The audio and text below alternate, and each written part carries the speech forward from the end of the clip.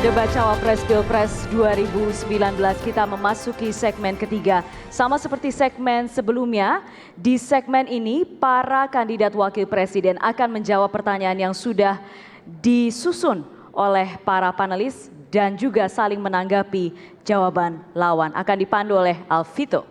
Baik, terima kasih Putri. Bapak-bapak, kita mulai. Topik selanjutnya adalah topik ketenaga kerjaan. Dari 5 soal yang disiapkan, yang terundi adalah amplop A. Masih tersegel dan saya akan buka untuk mengetahui pertanyaan yang diberikan oleh panelis apa. Bismillahirrahmanirrahim. Bidang ketenaga kerjaan. Sumber daya tenaga kerja kita, baik di dalam maupun di luar negeri, masih bertumpu pada pengembangan keterampilan dan belum menyentuh pada pengembangan manusia, sehingga mempengaruhi daya saing, tingkat adaptasi, link and match, dan rentan terhadap ketidakadilan.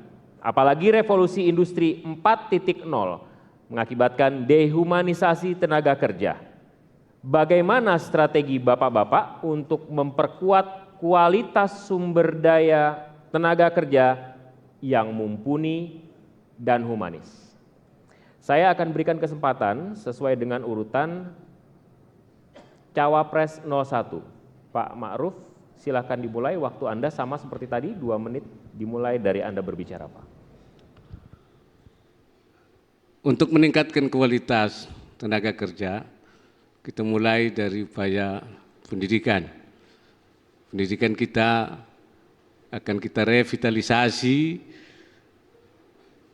baik SMK, Politeknik, akademi-akademi, dan akan kita kerjasamakan kepada kelompok dunia usaha, dan dunia industri supaya ada relevansi, link and match di antara keduanya.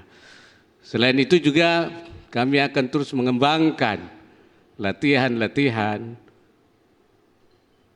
kursus-kursus melalui BLK, Balai Latihan Kerja, melalui BUMN, dan juga kursus-kursus yang bisa diaplikasi dengan digital, baik kursus yang sifatnya kepintaran, kecakapan, maupun kebugaran. Dengan demikian maka tenaga kerja kita akan bersaing dan juga akan dilakukan sertifikasi serta upaya-upaya pelatihan untuk meningkatkan scaling, upscaling, maupun reskilling. Dengan demikian saya kira tenaga kerja kita akan bisa bersaing di luar negeri.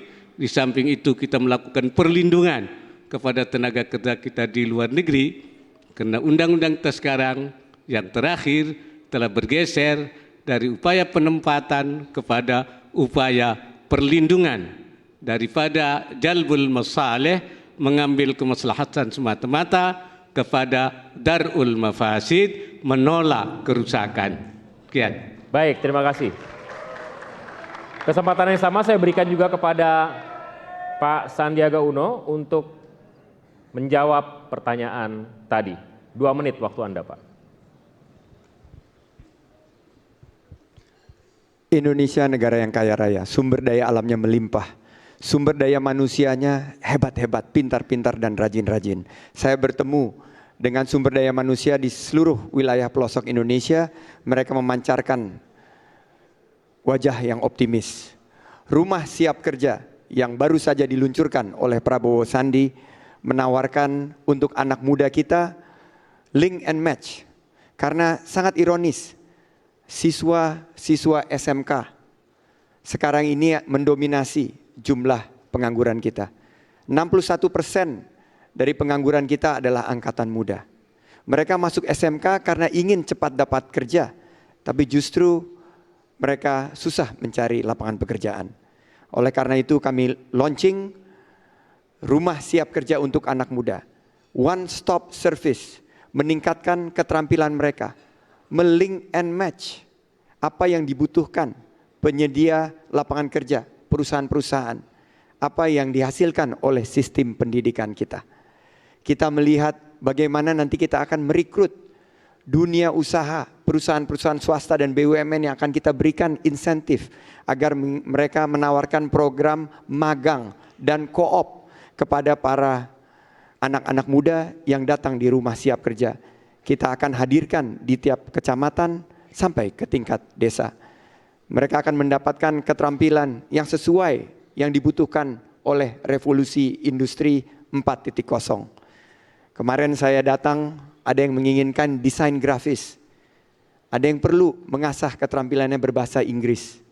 Nah, ini adalah sebuah masa depan yang Prabowo Sandi yakini akan mengikis jumlah pengangguran di usia muda sebanyak 2 juta dalam 5 tahun kami memerintah, dan kami yakin Indonesia menang, adil, makmur bersama Prabowo Sandi. Terima kasih Pak Sandi. Selanjutnya saya mengundang... Sebentar, tenang dulu, baik.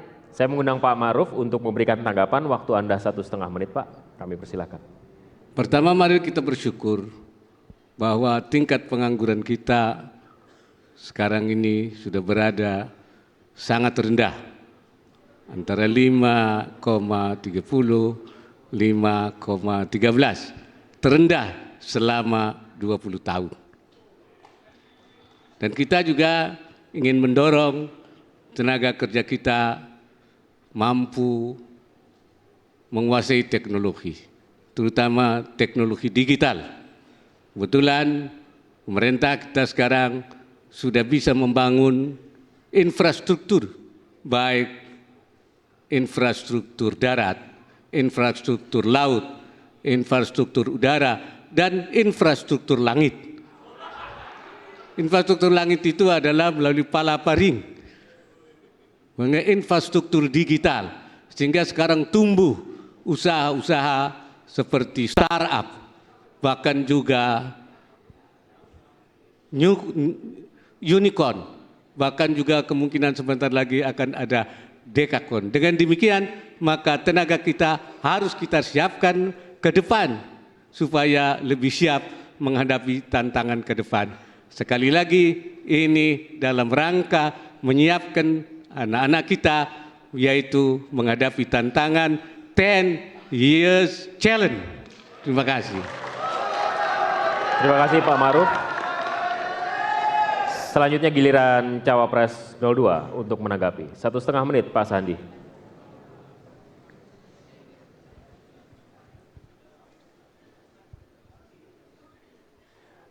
Bagaimana Indonesia bisa masuk menjadi ekonomi nomor 7 besar di dunia di tahun 2030-2035 jika anak-anak mudanya tidak bisa diberikan pekerjaan yang layak? Saya pernah merasakan menjadi pengangguran. Yang dibutuhkan oleh masa depan anak-anak muda kita adalah kesempatan. Oleh karena itu, rumah siap kerja untuk anak muda kita adalah pelayanan terpadu satu pintu. Mereka mungkin bisa diarahkan menjadi wirausaha.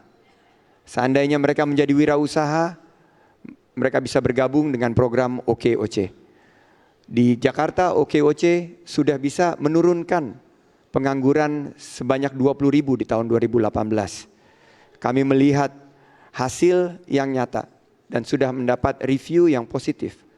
Ke depan kami yakin dengan pendidikan di rumah siap kerja untuk bukan hanya meningkatkan keterampilan, tapi membuka peluang. Karena seorang pengangguran itu tidak butuh belas kasihan. Yang dibutuhkan adalah peluang. Saya alhamdulillah Allah bukakan jalan. Dari usaha yang kecil saya bangun bersama rekan-rekan sudah membuka lapangan kerja bagi 30.000 karyawan di seluruh Indonesia. Saya yakin banyak lagi anak-anak muda yang mampu berkarya demi Indonesia menang. Terima kasih. Baik, terima kasih. 3 topik sudah dijawab, sekarang kita menuju ke topik terakhir. Last but not least, topik yang tersisa adalah sosial budaya. Soal E dan masih tersegel Pak ya. Saya akan buka. Berikut soal yang disampaikan dan disusun oleh panelis tentang bidang sosial budaya. Hampir sepanjang usia Republik, kebudayaan ternyata belum menjadi haluan pembangunan nasional. Kebijakan kebudayaan, baik dalam anggaran maupun program, terpinggirkan. Pembangunan fisik material jauh lebih diutamakan dengan biaya sangat besar. Sebaliknya pembangunan infrastruktur kebudayaan diupayakan secara minimal. Apa kebijakan yang akan Bapak-bapak ambil untuk mengatasi persoalan tersebut? Waktu dan kesempatan sesuai dengan giliran saya berikan kepada Pak Sandi untuk menjawab pertama kali.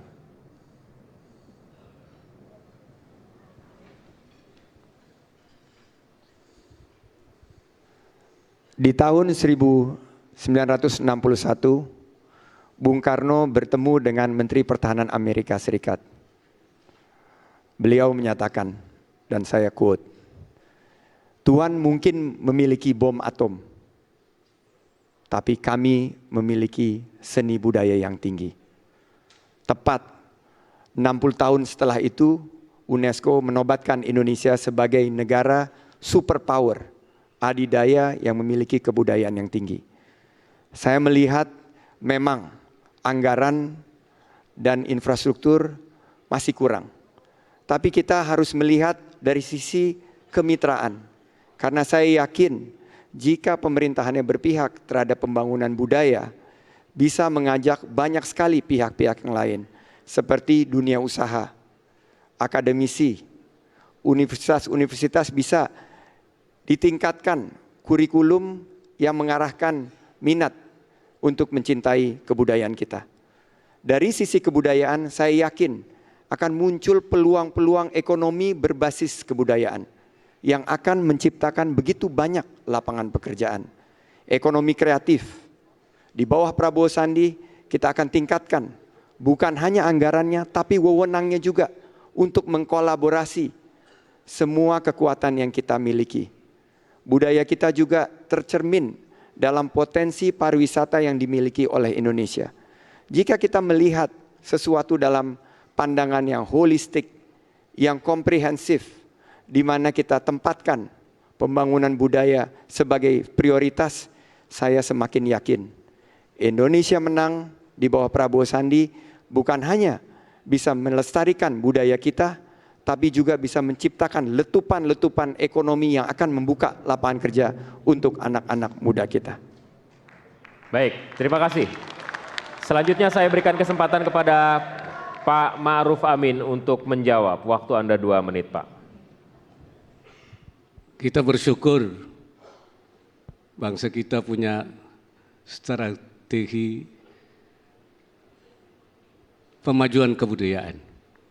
Oleh karena itu, strategi ini akan kita optimalkan supaya kebudayaan kita tidak mengalami diskontinuitas dan disorientasi. Karena itu akan kita lakukan konservasi budaya, pelestarian budaya, bahkan kita akan melakukan juga globalisasi budaya kita ke dunia luar supaya lebih terkenal, lebih berkembang. Selain itu juga kami akan, selain anggaran yang tersedia, seperti tadi saya katakan, bahwasanya kita akan menyiapkan dana abadi kebudayaan supaya kebudayaan ini makin berkembang di samping dana abadi pendidikan, dana abadi riset, ya, sehingga budayaan bisa berkembang. Dan kebudayaan ini juga kita dorong untuk juga bisa mengembangkan kebudayaan kita melalui ekonomi kreatif. Karena itu pemerintah sekarang sudah membentuk Bekraf, Badan Ekonomi Kreatif. Dengan Badan Ekonomi Kreatif ini kita akan mengembangkan kebudayaan dan kita adakan festival kebudayaan di berbagai negara di dunia. Ini adalah cita-cita besar yang ingin kami kemukakan, bahkan insya Allah kami juga akan membangun semacam opera seperti opera yang ada di Sydney untuk eksibisi dan pertumbuhan kebudayaan kita. Terima kasih. Terima kasih Pak Ma'ruf.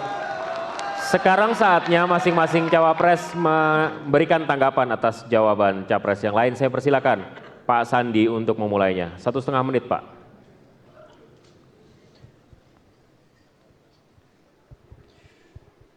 Membangun kebudayaan kita bukan hanya kita bicara anggaran dan infrastruktur, tapi dilihat daripada pelibatan semua elemen yang bisa mendukung agar budaya ini menjadi satu daya picu untuk kemajuan Indonesia ke depan.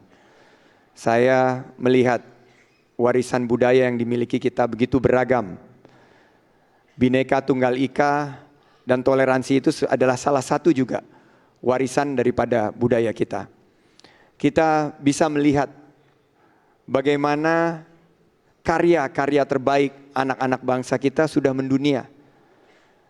Tinggal sekarang kita mengkolaborasikannya, jangan semuanya menjadi beban pemerintah. Tapi saya yakin kalau kita bicara tentang budaya, banyak sekali pihak yang ingin membantu.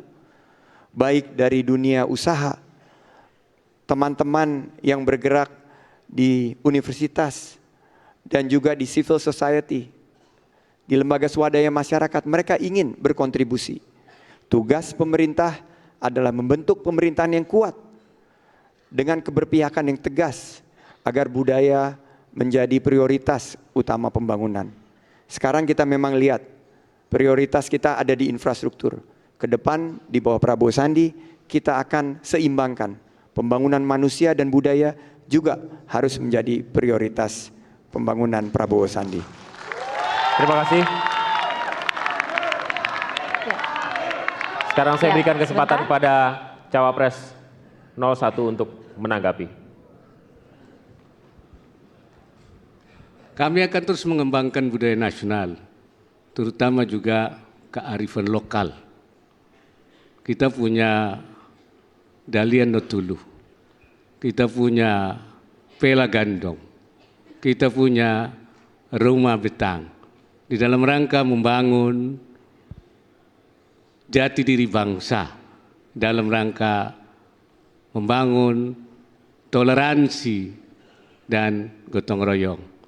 Karena itu kita akan mengembangkan budaya-budaya kita itu menjadi nilai-nilai kehidupan yang bersifat personal maupun nilai-nilai kehidupan yang bersifat kolektif kebangsaan. Yang sifatnya personal adalah persatuan, gotong royong, dan juga akhlakul karimah, akhlak yang mulia. Sedangkan nilai-nilai kolektif kebangsaan antara lain adalah berdaulat dalam politik, mandiri dalam perekonomian, berkepribadian di dalam kebudayaan. Nilai-nilai individual dan kebangsaan ini adalah warisan budaya kita, bahkan kita angkat dari kearifan lokal dan budaya lokal. Dan ini akan kita jadikan konservasi budaya yang nantinya akan memberikan nilai-nilai bukan saja nasional tapi juga global. Terima kasih. Baik, terima kasih. Jawaban Pak Ma'ruf tadi menuntaskan sesi uji panelis. Sesi yang mengharuskan para calon wakil presiden menjawab soal yang sudah disusun oleh tim panelis. Tapi ini belum berakhir. Debat baru akan dimulai di sesi selanjutnya. Begitu Putri? Betul sekali Alvito. Tidak kalah seru di segmen berikutnya kita akan menyaksikan langsung dua kandidat wakil presiden ini saling bertanya dan beradu argumentasi secara langsung tetap di debat Cawapres Pilpres 2019.